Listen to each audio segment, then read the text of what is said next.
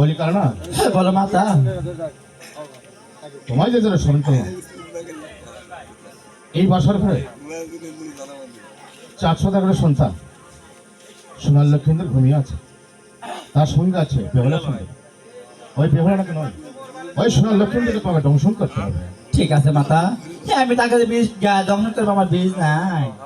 আমি তোমার 28 তোলার বীজ দান করলাম, এই 28 তোলার বীজ নিয়ে যায় তাকে তুমি দংশন করে চলে এসো। ঠিক আছে, আমি তাই যাও পিতা। ডাকো পিতা। আমি তাকে যে বিনা দোষে বিনা অপরাধে তাকে আমি দংশন করতে পারবো না। সে চিন্তা তুমি করো না।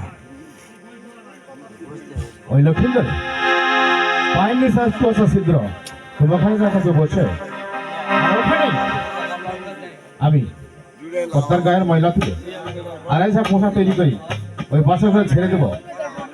তখন তোমার ওই মশার কামড়ে ওই লক্ষ্মীদের তোমাকে 3টি লাথি মারবে, তখন তুমি তাকে দংশন করে চলে এসো। ঠিক আছে পিতা, আমি তাই যাবো। তবু ফোন না হচ্ছে, আশীর্বাদ করি।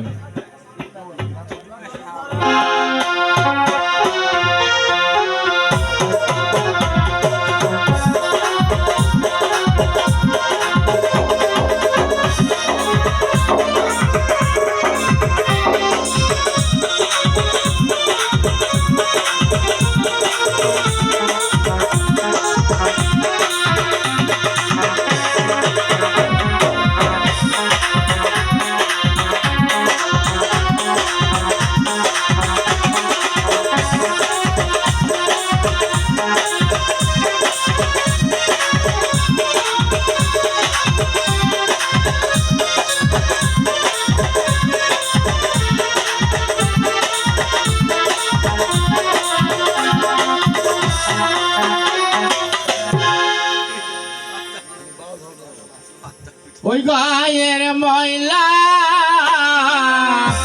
কহিলা রে পদা, কত হাতাল মশাবা আইলো রে।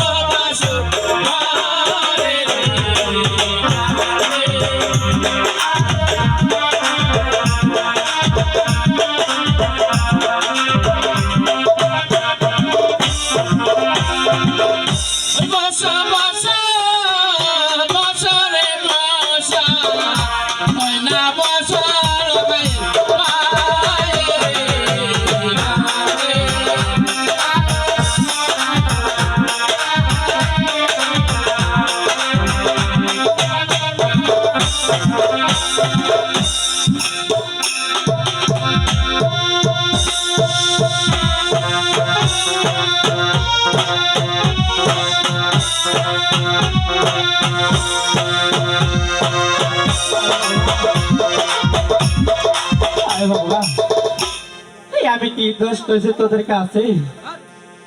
একটু না তোর পায়ের কাছে আমি নির্যাত করেছি, সেই ফাঁকে তুই আমার মস্তকে 3 বার আঘাত করেছি। না না, আমি তোকে ছাড়তে পারবো না। আমি তোকে 3 বার দংশন করিব।